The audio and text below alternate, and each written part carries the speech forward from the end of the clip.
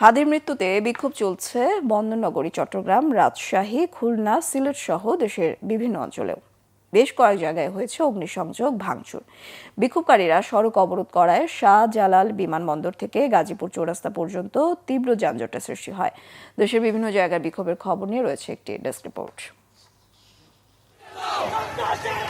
ইনকিলাব মঞ্চের মুখপাত্র শরীফ ওসমান হাদির মৃত্যুর খবরে রাত 11টার দিকে বিক্ষুব্ধ জনতা চট্টগ্রাম নগরীর ১৬ শহর এলাকায় বিক্ষোভ সমাবেশ করে।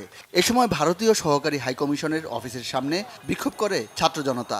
এরপর নগরীর চশমাহিল এলাকায় সাবেক শিক্ষামন্ত্রী মহিবুল হাসান চৌধুরী নওফেলের বাড়ির সামনে আগুন জ্বালিয়ে বিক্ষোভ করে। সেখানে একটি মোটরসাইকেল জ্বালিয়ে দেয় বিক্ষুব্ধ জনতা। এ সময় বিতাড়িত স্বৈরাচার ও ভারতীয় আগ্রাসনের বিরুদ্ধে স্লোগানের পাশাপাশি হাদি হত্যার সাথে জড়িতদের শাস্তির দাবি জানানো হয়। বিক্ষোভে উত্তাল হয়ে উঠেছে রাজশাহী মহানগরী।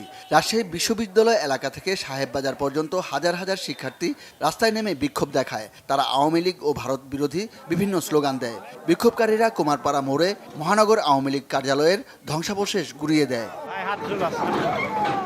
ওসমান হাদির মৃত্যুর খবরে উত্তাল হয়েছে বরিশাল।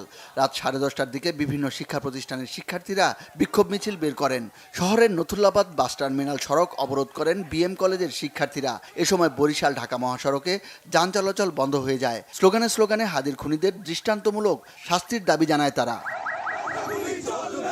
বিক্ষোভ হয়েছে সিলেট মহানগরেও। বিক্ষোভ মিছিল করেছেন বিভিন্ন ছাত্র ও রাজনৈতিক সংগঠনের নেতাকর্মীরা। হাদির মৃত্যু সংবাদ ছড়িয়ে পড়লে সিলেট কেন্দ্রীয় শহীদ মিনারে জড়ো হন এনসিপি, ছাত্রদল, ছাত্র শিবির, ইনকিলাব মঞ্চ ও জুলাই যোদ্ধাদের নেতাকর্মীরা। হাদির মৃত্যুকে পরিকল্পিত দাবি করে দায়ীদের দ্রুত বিচারের আওতায় আনার দাবি জানান বিক্ষোভকারীরা।